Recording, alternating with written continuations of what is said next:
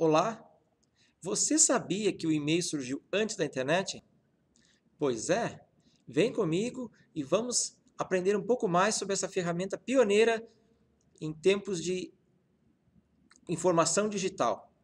Você é meu convidado para entender um pouquinho da história do e-mail e como as suas funcionalidades persistem e são usadas e muito úteis até hoje.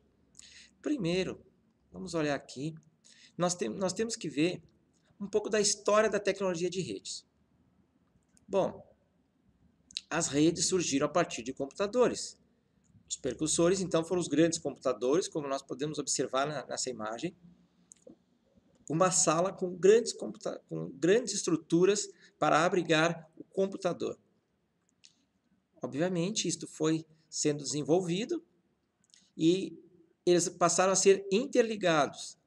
Essa ligação entre os computadores é o que nós chamamos de tecnologia de redes. Cada vez mais, eles estavam sendo aperfeiçoados. Bom, essas primeiras redes chamavam-se intranet. E foi a partir das intranets, ou seja, as redes locais de computadores, que nós chegamos ao que temos hoje chamar como a grande rede internet. O objetivo desse desenvolvimento dessa tecnologia não foi simplesmente desenvolver sistemas de comunicação, as mídias, enfim, o objetivo não era propiciar, oferecer um acesso democrático à informação, como hoje nós temos na internet. O objetivo naquela época era que as potências nucleares, ou seja, o mundo estava dividido numa chamada Guerra Fria. De um lado a potência Estados Unidos e do outro a União Soviética, que concentrava vários países. Ambos lideravam várias. O mundo ficou ramificações. O mundo ficou dividido entre os países que adotaram o sistema capitalista e os países que adotaram o sistema comunista. Por conta disso, além de toda a vida bélica que teve, desenvolvimento de armas nucleares, corrida espacial, eles também precisavam de sistemas de informações que fossem capazes de se proteger em meio a um ataque repentino. Então, o que os americanos fizeram? Eles começaram a desenvolver tecnologias para que pudessem descentralizar as informações militares. Eles começaram a investir nisso, para que, em caso de um ataque ou em caso de alguma sabotagem, as informações pudessem estar em outro local e, a partir daí também, eles tomarem as posições estratégicas. Bom, nesse intuito foi que nasceu a ARPANET. A ARPANET, ainda começando com esses grandes computadores, como nós podemos observar, ela trabalha então para o governo americano.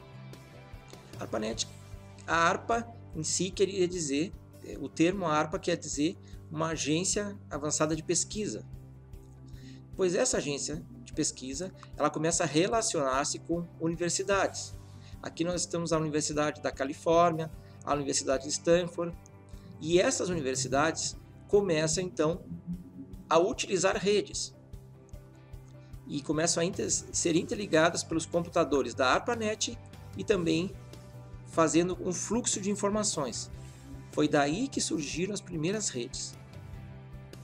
Bom, um dos trabalhadores da ARPANET foi o Raymond Samuel Tomlinson.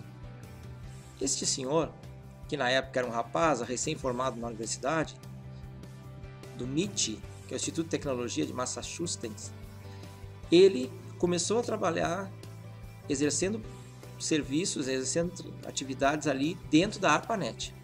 Pois bem, em uma daquelas aventuras, daquelas explorações que podem ser geniais ou malucas de um cientista, de um pesquisador, ele consegue estabelecer uma conexão, os parâmetros para estabelecer essa conexão, e então envia a primeira mensagem completa eletrônica, tornando-se assim o pai do e-mail.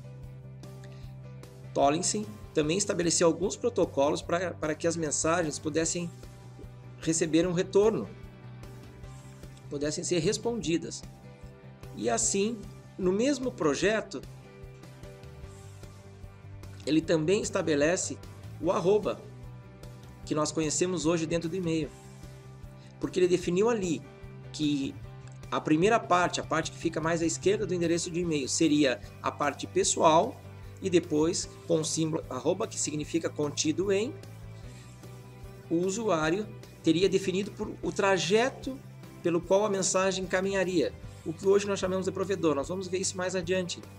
Mas ele definiu a parte pessoal e definiu a parte de trajeto que percorreria a mensagem até chegar ao devido endereço. Importante também destacarmos que a primeira mensagem de e-mail foi em 1971. E aí, o que nós temos disso? O e-mail passou a ser utilizado a partir da década de 1970. A rede só adquiriu seu status, a rede como a gente costuma falar hoje é a internet, que é a maior rede do mundo, ela só adquiriu o status de mundial na década de 1990. E isso já não foi nos Estados Unidos, isso foi no CERN, em Genebra, com a criação da www. Pois bem, lembram que eu disse lá no início que a internet veio depois do e-mail? Pois bem, a gente quer aqui simbolizar com esse ovo que, na verdade, estava sendo gerado. A tecnologia estava num embrião, estava nascendo. E o e-mail, ele serviu como um suporte para que a internet pudesse desenvolver. Porque naquela fase inicial, a internet não transportava mais do que mensagens. Poderia transportar alguns pacotes de arquivos, mas muito pequenos. Então, o e-mail tornou-se o grande propulsor, porque passou a ter uma utilidade dentro das empresas, passou a ter uma utilidade acadêmica de enviar mensagens, evitando assim já o uso do papel e o deslocamento das pessoas. Então, o e-mail trouxe uma grande contribuição para a evolução da internet. E, obviamente, ele só se tornou depois que as redes se tornaram mundiais. Mas, mesmo dentro de uma intranet, dentro de um pequeno espaço em que houvessem computadores interligados, o e-mail já fazia sucesso naquela época. É o que temos. De falar um pouquinho sobre essa história. Convido você a permanecer no canal, assista os demais vídeos, inscreva-se, se possível. Vamos aprender um pouco mais sobre essa ferramenta digital, que é tão útil nos dias de hoje.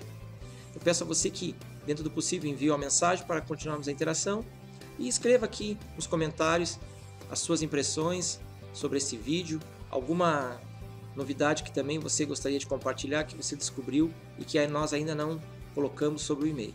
Muito obrigado.